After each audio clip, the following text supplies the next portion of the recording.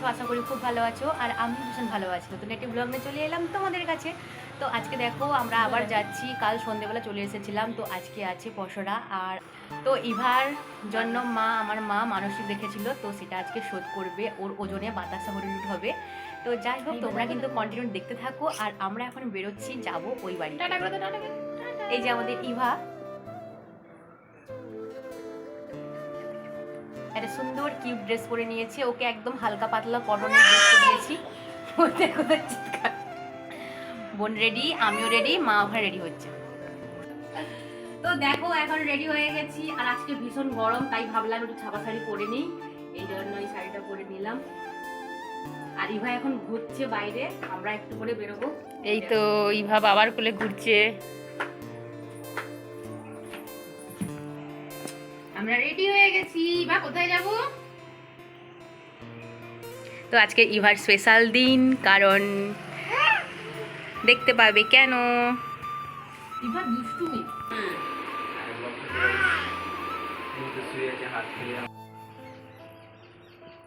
আমাদের ইভা রানী, ওর জন্য আমি কিছু করতে পারবো না। এই দেখো মুখে নিতে নেই, ওর জন্য এখন কিছুই করতে পারি না। নিজের গলায় চেন থাকা সত্ত্বেও লোকের ধরে টানাটানি না। এই দেখো ইভা এখন টিপ করছে, আর এত দুষ্টু, সারাদিন শুধু সবাইকে জ্বালিয়ে যাচ্ছে।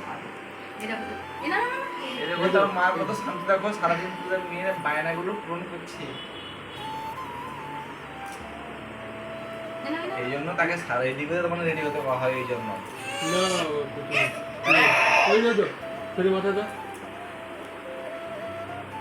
টিপ টিপ পড়াতে হয় কেন রে? বাবা ঠিক কথা বলছে, টিপ টিপ কিছু পড়াতে হবে না।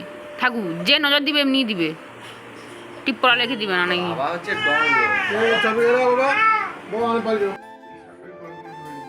বোনকে দেখো একটা কটনের কুর্তি পরে নিচ্ছে, 3 পিস সেট। আজকে প্রচুর রোদ আর গরমও পড়েছে ভীষণ।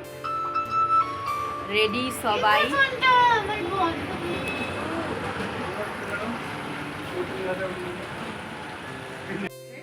এই দেখো মা নতুন একটা ছাপা শাড়ি পরে নিয়েছে, সুন্দর লাগছে, পার্পল কালারের। আর এই দুষ্টু বুড়িটাকে নিয়েছে।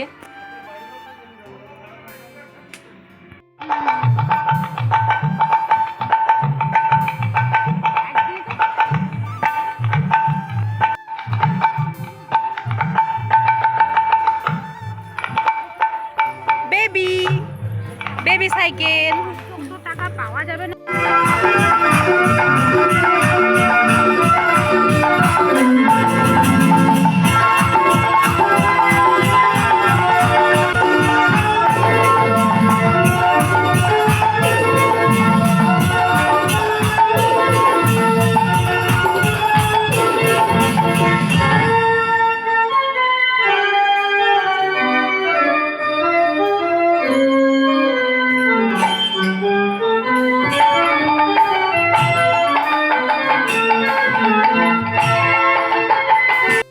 তো তোমরা দেখতেই পেলে এতক্ষণ। এখানে দেখো মহাপ্রভুর ভোগের জন্য প্রসাদের ফল কাটা হচ্ছে, আর সব কাটা হয়ে গেলে তারপরে ভোগ নিবেদন করা হবে।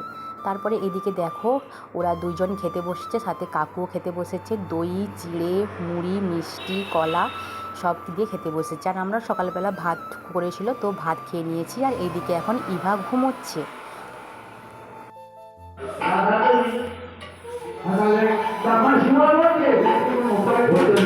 ইভার ওজনে যে বাতাসা হরিলুট হবে, সেই বাতাসা আসবে এই হাঁড়িতে। আর মা এখন হাঁড়িটা ভালো করে ধুয়ে ভেতরটা মুছে দিচ্ছে। এই হাঁড়ির মধ্যে করে রাখা হবে বাতাসাগুলো।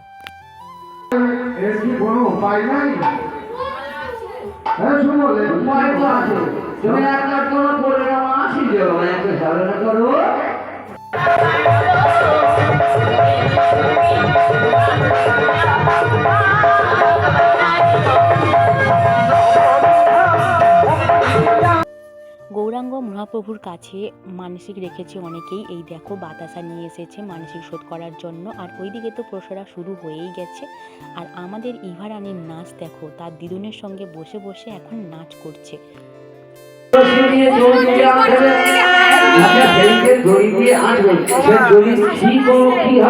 বাঁধা আছে, যেতে পারবে। তাহলে মন্থন করা হবে।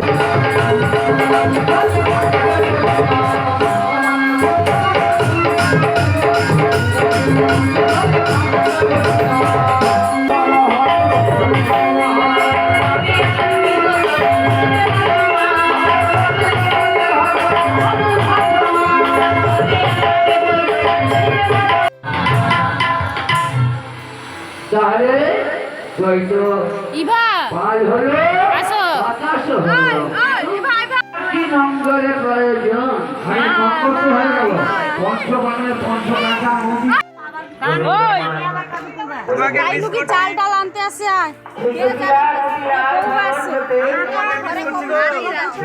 এরপরে তোমরা দেখতেই পেলে যে অন্নভোগের জন্য এখন সব আয়োজন করা হচ্ছে। আমার কাকিমারা, পিসিরা, বৌদিরা সবাই মিলে এখানে সবজি কাটছে। আর এখানে দেখো এই যে আমার বড় কাকিমা, আগের ব্লগে তোমাদেরকে ছোটো কাকিমাকে দেখিয়েছিলাম। আর এই যে আমার বড় কাকিমা কাজে প্রচুর ব্যস্ত। আর যেহেতু বাড়ির পুজো, কাজে তো একটু ব্যস্ত হতেই হবে, সেই জন্য দেখো যখন যাকে পাচ্ছি মোটামুটি ভিডিওতে নিচ্ছি। এইদিকে সব আয়োজন শুরু হয়ে গেছে। ওই দিকেও ভোগ নিবেদনের জন্য যে মালসা ভোগ দেখেছো তো, এই যে মালসা, এগুলো সব সাজিয়ে দিয়েছে ঠাকুরের সামনে।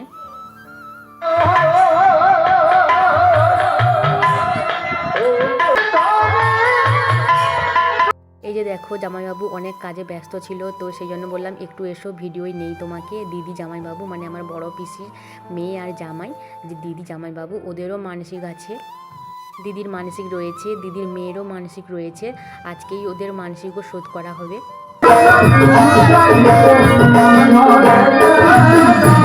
ভিডিওর প্রথম থেকে সবাইকে দেখাচ্ছি, কিন্তু আমার বাবাকে নিশ্চয়ই দেখতে পাচ্ছ না। অনেকের মনে প্রশ্ন আসতে পারে।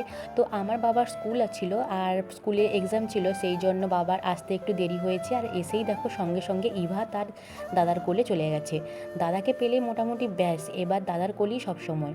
তারপরে চলো তোমাদের সঙ্গে একটু শেয়ার করি আমার শ্বশুরবাড়ি থেকে কারা কারা এসেছে। এই যে আমার যা, আমার ভাসুর, জায়ের মেয়ে, আমার দেওর, তো সবাই মিলে এসেছে। কিন্তু আমার শাশুড়ি মা মানে মা আসতে পারেনি, মায়ের একটু শরীরটা ভালো না, সেই জন্য মা আসতে পারেনি। তো মা বাদে সবাই এসেছি। আর আসা মাত্রই দেখো দিদি আর বোনের খুনসুটি, মানে দিদির জলের বোতল নিয়ে এখন ইভা কী করছে, সেটাকে নিয়ে এবার খাবে। মানে ও খাবে না, ও সেটাকে চিবোবে। বাড়িতে পড়ে থাকে কিন্তু তাও নেয় না। মোট যেটা দিদির হাতে দেখবে সেটাই ওর পছন্দ। এটা বা সব ক্ষেত্রেই বাচ্চাদের হয়। এই দেখো এখন দুই বোনের যুদ্ধ মানে সে বিরাট যুদ্ধ। এই যুদ্ধ থামানোর কেউ নেই।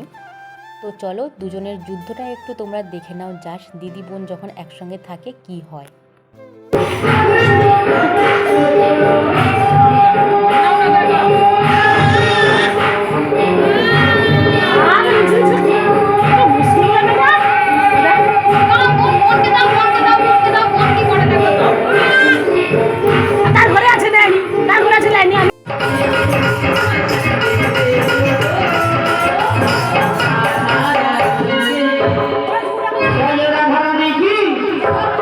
আচ্ছা মায়েরা মগলামে বসে ভালো কি লাগছে না?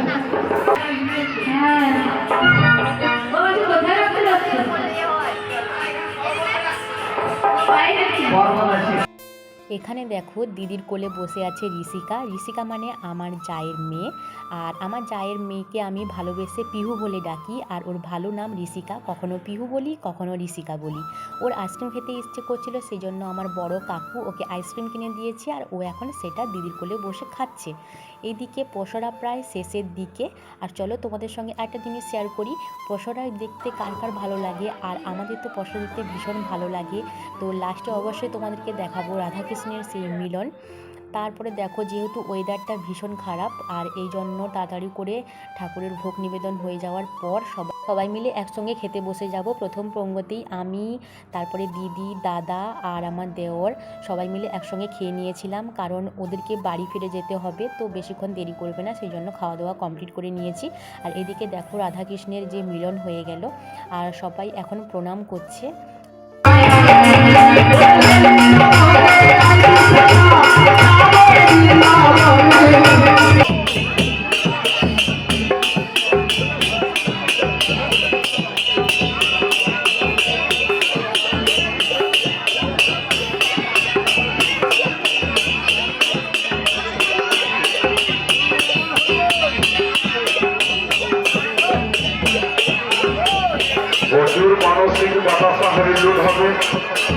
হয়তো সবার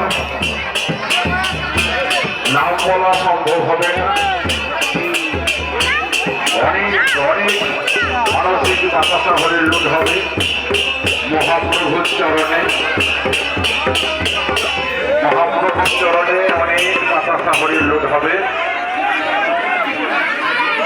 বাতাসা হরির লুট শুরু হয়ে গেছে। সিনেমার কাছে আবেদন করবো, বেশি জোরে আপনারা বাতাসা শুনবেন না। বাতাসা লেগে আহত হওয়ার সম্ভাবনা আছে, তাই নায়কের কাছে অনুরোধ করবো যিনারা বাতাসা পুরো। তো তোমরা দেখতেই পাচ্ছ এখন হচ্ছে বাতাসা হরিলুড। ওইদিকে ইভার মিমি, ইভার বাবা, মিমো ওরা মিলে বাতাসা ছুঁড়ছিল, আর আমি মা ইভাকে সরিয়ে নিয়েছিলাম অন্যদিকে, যেহেতু বাতাসা ছোঁড়াছুড়ি হচ্ছে কারোর কোথায় লেগে যাবে ইভার, সেই জন্য সরে গেছিলাম। আর সবার দেখো মনস্কামনা অবশ্যই পূরণ হয়েছে, তাই সবার মানসিক শোধ করা হলো, তাই ইভারও মনস্কামনা পূরণ করলো। এখন হচ্ছে দেখো বাতাসা হরিলুট। তো কিছুটা অংশ তোমাদের সঙ্গে শেয়ার করি। আর প্রায় কুইন্টাল বাতাসা হরিলুট চলছে, আর এদিকে আমার বোন, ইভার মিমি, মিমো, তো সবাই মিলে বাতাসা শুনছিল, আর আমি আর ইভা মা তিনজনে অন্যদিকে ছিলাম।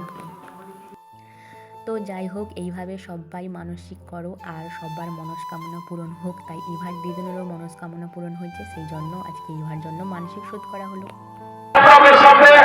অনুরোধ করব আপনারা ঠিক সন্ধ্যা 7 ঘটিকায় আমাদের এই মহাপ্রভুর যে আসর, সেই আসরে আপনারা উপস্থিত হবেন, হয়ে আপনাদের বাড়ির ছেলে মেয়েদের দ্বারা যে মনোজ্ঞ সাংস্কৃতিক অনুষ্ঠানের আয়োজন করেছেন সম্মানীয় দেবব্রত দাস এবং সম্মানীয় প্রসেনজিৎ বর্মন।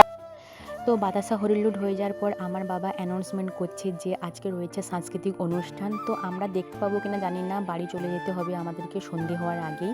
আর গ্রামের ছোটো ছোটো বাচ্চাদেরকে নিয়ে হবে সাংস্কৃতিক অনুষ্ঠান, এটা প্রত্যেক বছরই হয়, তাই এবছরও হবে। আর দেখো মনটা ভীষণ খারাপ লাগছে, কারণ একটু আগেই 5 মিনিট আগেই কত হই হুল্লোড়, কত কীর্তন, নাম সংকীর্তন সব কিছুই হচ্ছিল, আর এখন সব কিছু গুছিয়ে নিয়েছে। আবার সেই একটা বছরের অপেক্ষায়, আবার সেই কবে আসবে আমাদের বাড়ির পুজো। যাই হোক, আজকের মতো ব্লগটা এন্ড করলাম, আর নেক্সট ব্লগে আবার দেখা হচ্ছে। টাটা।